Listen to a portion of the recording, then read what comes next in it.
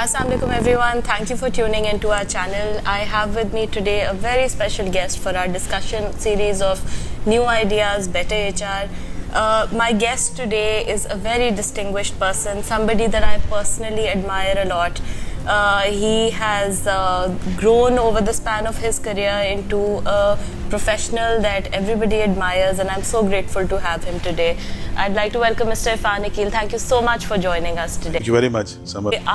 By background, you're a chemical engineer, and you're from Karachi. You have had a tremendous journey. You started with ICI, I believe, and now to CEO of Miller Tractors. So can you tell us a little bit about your journey? Well, it started from Karachi. I graduated in 1981 with a degree in chemical engineering, and there were a lot of options for me. I had applied to different companies, and first of all, I think let's go back a bit. Why did I get into chemical engineering? You see, those were the days, the 70s, late 70s, and it was the boom in the oil market, like the Middle East, and we was rookie, guys coming out of college, and so that was the thing to do in those days. And when we graduated, we were looking for jobs like to go to the Middle East, in the oil industry, in the refineries. So I also applied in different companies. I got jobs in Caltex, in the Pakistan Nuclear Institute as well. And then I also applied in ICI. And I got a call from ICI, and it was a very longish process, spread over about 3.5 months into their management trainee scheme. It was a trainee program. Yes, management trainee scheme. वो उनकी ज़माने में थी, और तो so I applied, and I ended up being as a management trainee. So that's how the journey started, and I was with ICI, and it's been a long time since then. Almost, I would say, like 23 or 24 years with ICI. I believe during your career with ICI also you moved several cities as well. जो कि I think आजकल के ज़माने में we see a lot of young people they avoid movement. Sales के roles होते हैं, engineering के roles होते हैं. They require you to move cities a lot. How important do you think that was in your career? I think you are right. वो ज़माने ज़रा different थे. I think उस ज़माने में we were more focused on jobs. They were few and far between, and the other thing is that good jobs were hard to get.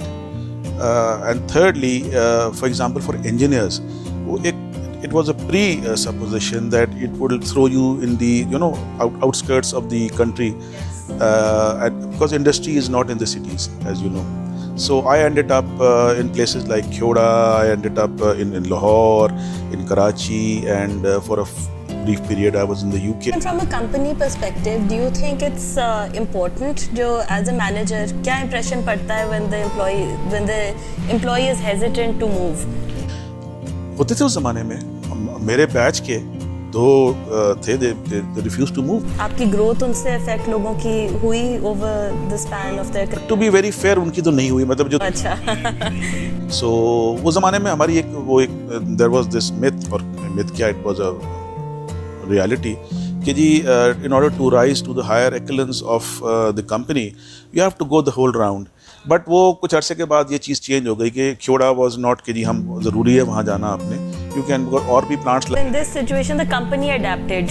Company adapted to, हाँ वो उसमें मतलब ये नहीं था कि मैं बता दूँ आपको कि ये नहीं था कि you're fired. No. ठीक है, that's it. You have a view. As a chemical engineer to then getting into managerial roles. Obviously by training of education तो आपकी वो training नहीं हुई होती to business leadership कैसे आपने संभालनी है. How difficult was that to do?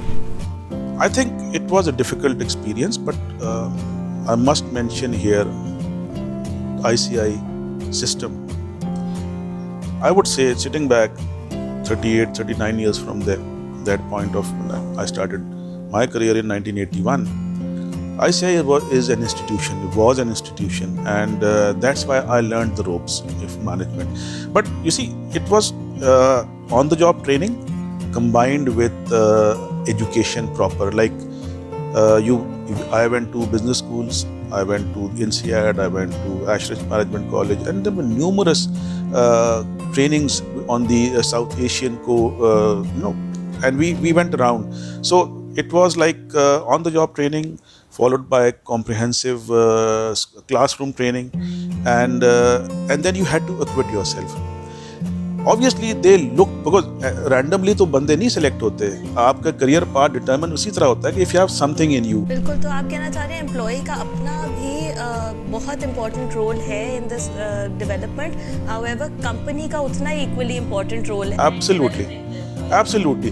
अगर आपके अंदर वो स्पार्क नहीं है तो मेरे ख्याल में कंपनी भी जो है ना वो अपना टाइम नहीं वेस्ट करती है, because they have lot of option. लेकिन अगर वो स्पार्क है then the company needs to invest their time. Absolutely. बिल्कुल, I think this is a very important lesson for companies also to understand कि आपने सिर्फ एम्प्लॉय की स्ट्रेंथ रिकग्नाइज करनी है और उसके बाद आपकी रिस्पॉन्सिबिलिटी ये भी है that you invest your money, your effort and your systems should be equipped कि आपको वो ग्रोथ की तरफ लेके जा सकें उस तरफ. राइट. मुझे बताएं इसमें से सबसे हार्डेस्ट ऐसा क्या मैनेजरियल बिहेवियर था that was difficult for you to acquire? मेरे ख्याल में जो सबसे जो डिफिकल्ट चीज़ जो आई ना वो the appraisal process was the most, because I have been on both sides of the table, being an appraisee and an appraiser. वो जो होते थे ना वो 2-4 हफ्ते बड़े टेंस होते थे, और उसमें आपके साथ बहुत ज़्यादा मतलब ये है कि अगर आप अप्रेजर हैं तो उसके बाद ज़्यादा डिस्पॉन्डेंसी भी होती थी. The other thing that difficult तो खैर इसको आप कहें या required a lot of effort from your side was basically guiding the people towards their strengths. वो कई दफ़ा ये होता था ना कि वो it would be a toss up between what they want, जो उनका अपना इंटरेस्ट है, और व्हाट द कंपनी वांट्स कि जी आपने ये मतलब उसको आपने गाइड करना है कि यार ये, सो उसको अलाइन करना जो है ना. A lot of times मैं देखती हूँ, आपने बहुत अच्छा पॉइंट रेज किया है अप्रेजल प्रोसेस का. Managers try to avoid the tough conversations because आपकी टीम का मोरल ख़राब हो जाएगा, एम्प्लॉय डिस्पॉन्डेंट हो जाएगा. कई दफ़ा ऐसा होता था कि मुझे पता है कि मैंने इसको जो है ना रेटिंग ये दी हुई है और ये बंदा जो है ना ये मानेगा नहीं, तो बट वो थोड़ा बहुत सोचना पड़ता था कि कैसे इसको हम कन्विंस करें. एंड आई वोंट क्लेम कि ये सारे बंदे कन्विंस्ड होते थे. वो मतलब ये कि they would not be very happy about it, but they would get over it. हम उनसे यही कहते थे कि यार it's a snapshot view for 1 year, क्योंकि 2 चीज़ें होती हैं ना, एक आपका अप्रेजल है फॉर दैट ईयर, एक आपकी जो है ना करियर प्लानिंग है, पोटेंशियल अप्रेजल जिसे हम कहते थे. तो पोटेंशियल वाइज तो हम उसके हिसाब से चलते थे. एब्सोल्युटली. और वो आपने एम्प्लॉय को मोटिवेटेड रखना पड़ता था, और वो अगर ना करें तो फिर then you are in trouble. बिल्कुल. मुझे इरफान आप ये बताएं, you been a CEO at now a local company, however you also saw the heights at a multinational company. तो क्या डिफरेंसेस आपको नजर आए दोनों एनवायरनमेंट्स में? डिफरेंसेस जो है ना वो मतलब जो सबसे पहला ही था डिफरेंस जो मैंने नोट किया वो ये था कि जिस मल्टीनेशनल्स का जो है ना वो सिस्टम टोटली डिफरेंट, वो it revolves around an international scheme of things. उसमें बहुत सारी चीज़ें जो होती हैं ना वो हमारे पास लोकल हाथ में नहीं होती हैं, और लाइक फ्रॉम बजट से लेके वो एक सर्टेन लिमिट होती है. जैसे हमारे ICI बताया £1 मिलियन से ऊपर अगर आप है ना तो आपको you have to go back, and then वो डिलेज और वो फिर वो चीज़ जो है ना वो सबसे बड़ी होती थी कि अब हम for example as an engineer हमने एक प्रोजेक्ट बनाया एंड वी आर मतलब हमें पता है कि ये है and it is going to deliver, but वो है गोइंग थ्रू, अब बजट गया हुआ 4-6-8 महीने गुजर गए. इसके बरक्स अब अगर आप देखें हमारे लोकल कंपनीज के अंदर वहाँ पर ये quick, because doesn't have to go any faster, it moves faster. और but the other thing is कि अगर आप सिस्टम वाइज देखें तो उनके सिस्टम बड़े स्टैब्लिश्ड हैं.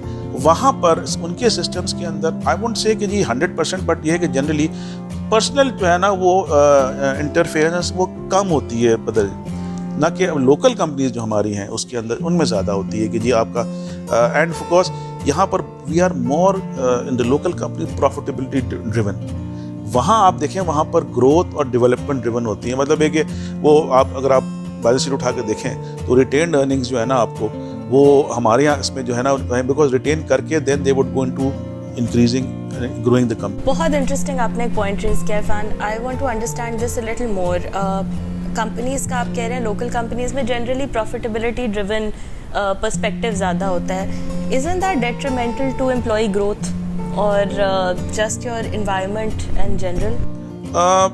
You can say that, but in the long run ऐसा होता नहीं है, because profitability obviously leads to growth. But यहाँ पर हमारे जो short term और long term objectives जो है ना, वो उनके थ्रू हम चलते हैं. तो एम्प्लॉय ग्रोथ तो होती है, बट एम्प्लॉय ग्रोथ में जैसे कि आप चाहे मल्टीनेशनल हो चाहे नेशनल कंपनी हो, at the end of the day अगर एम्प्लॉय जो है वो ग्रो नहीं करता तो वो फिर ही जंप शिप. तो ये भी देखना पड़ता है कि अगर आपकी रिटेंशन जो है ना, वो भी हमें देखनी पड़ती है कि जी अगर है तो obviously we have to give them the raise. सिर्फ रेज नहीं मैटर करता, इट इज़ उनको ये चाहिए था कि उनका ग्रोथ उनके लिए they want more expense, more the job expand करना बहुत ज़रूरी पड़ जाता है. तो बट एक और फ़र्क यही है ना कि जो मल्टीनेशनल कंपनीज़ हैं उनका अपना जो मैनेजमेंट सिस्टम होता है, as you know very well, कि है या उस तरह के जो है ना वो जो मतलब प्रोप्राइटरी सिस्टम्स को फॉलो कर रहे होते हैं, जिसके अंदर वो जॉब ग्रोथ और डेप्थ और ब्रेथ और हर चीज़ होती है. आई वोंट से कि यहाँ पर कुछ कंपनीज में तो है ये, उन्होंने अपना लिया है, लेकिन ये है कि कुछ में नहीं है. तो वहाँ पर ये इस तरह की जो नुआंसेस हैं वो नहीं होती हैं. So Irfan, what I want to understand is, coming from a multinational background and knowing the strengths of the system, did you try to implement any of these in your current organization? Yes, I did. In fact, when I joined the Millard group of companies, so the first company that I joined was the Millard Equipment Limited, and I was in fact involved in setting up that company. So at that time, it was possible for me to recruit a new team. उस पे फिर मैंने कोशिश की कि जी हम ऐसे young लोग लेके आएँ, और हर ऑब्वियसली इन डिफरेंट डिसिप्लिन्स, और ताकि एक सिस्टम सेट करें. और I am proud to say that today कि उसके बाद I left Millat equipment after about 6-7 years. उसको इस्टेब्लिश किया, उसको रन किया, and then I was transfer to the flagship company. And people who have gone there, उसके बाद जो उन्होंने सक्सीड मुझे किया वहाँ पर, और जो बाहर से भी विजिटर्स आते रहे हैं, तो they find a difference, because there is the system is totally different, and so we see the benefits के कोई वहाँ से निकल के it's better to bring the positive elements with you wherever you go, as opposed to adapting to the nature of. बिल्कुल, absolutely, and it can be done. It can be done. You belong to the chemical engineering sector of the industry.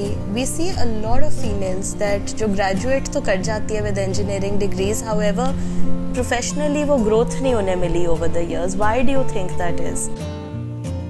मैं आपको जवाब इसका पहले example पहले दूंगा, और उसका जवाब बाद में मिल जाएगा, शायद इसी में मिल जाए आपको. मिल्लत ट्रैक्टर्स में हमने एक्सपेरिमेंट भी किया, और in fact I hired a very smart young mechanical engineer. She's a lady, and we were up with a big challenge. Pakistan में पहली दफ़ा हमने इंजन टेस्टिंग और इंजन डेवलपमेंट लेबॉरेटरी बनाई, जो कि state of the art laboratory है. It is only with Millat tractors, किसी के पास नहीं है. और and you know who is running it? This young girl. That's wonderful to hear, because ये बहुत रेयर एक उसमें हमने, और उसमें ऑब्वियसली उसमें मुख्तलिफ कंपनीज इन्वॉल्व थी. जर्मन है, कोलैबोरेशन से किया हमने, and she is the one trouble shoot भी करती है डिज़ाइन, मतलब उसमें करके. And we developed our first, हमारा 3 और 4 सिलेंडर यूरो कंप्लायंट इंजन हमने डेवलप किया, पाकिस्तान के फर्स्ट हैं. And you know this girl was part of the team, in fact team की लीडर थी, और this was a good experiment. But ये कि अगेन है ये इतना मतलब इतना रैम्पेंट नहीं, कॉमन नहीं है. It was a good experiment, और ये हमारे पास हमने 2-3 और जहाँ पर कोई रेजिस्टेंस आई फ्रॉम नहीं इन टीम इन जनरल नहीं आई. इनफैक्ट आई वुड यहाँ पर मैं ज़रूर कहूँगा कि हमारे जो सीनियर मैनेजमेंट थी, board, the chairman himself, so they were quite supportive. Not only that, हमने एक्सपोर्ट सेक्शन में भी हमने वहाँ पर भी there is a young lady who is heading it. हमारे एचआर में भी एचआर में तो नॉर्मली आप एचआर में तो मिलती हैं, हाँ, तो फिर भी लेकिन ये है कि ये वो है ऐसे एरियाज हैं जहाँ पर they have done wonders. But अभी भी हाँ ऑब्वियसली वो जो जेंडर बैलेंस तो हमारे यहाँ भी नहीं है. I must salute these young girls जो कि इतनी दूर फैक्ट्रीज में काम करने आती हैं. और बट अगर आप जाकर देखें ना, हमारा जो टेक्सटाइल सेक्टर है, उसमें फुल ऑफ लेडीज और डिफरेंट उसमें नजर आता है कि ये एक बल्कि वो वहाँ पर हाँ डोमिनेशन, वो फीमेल डोमिनेशन वाला एरिया है, वहाँ पर आपको बंदे नजर नहीं आएंगे. हम अभी भी वी आर बिहाइंड, और हमें उनको लड़कियों को भी, बट यू सी ग्रेजुएट करके आ रही हैं, दे वांट टू वर्क, और उनको अपॉर्चुनिटीज़ मिलनी चाहिए कंपनीज में. I would still say and I would through your this program I would in fact encourage, I would in fact invite people to encourage girls to come and work for them, and it's a good experience, I can say. आपके पूरे career span में you've seen a lot of fresh talent come in to organizations, teams. क्या change हुआ है over the years? क्या qualities change हुई हैं? बहुत कुछ change हो गया है. पहले हम लोग मतलब my generation and even the generation after that, लोग जो थे ना वो थोड़ा सा उनमें patience थी. अब नहीं है पेशेंस. आप तो आते हैं, they want to do things, they want to move very fast. वो पहले था 5-6 साल का एक होता था कि एक साइकिल चलती थी. अब वो 2-3 साल में जाते हैं. और things have changed also. When I was in those days, तो लेवल को रीच करने के लिए आप यू विल फाइंड कि हम जहाँ लेवल पे 30-40 साल के बाद पहुंचे, आजकल 10 साल में लोग पहुंच जाते हैं, 1/3 ऑफ द टाइम.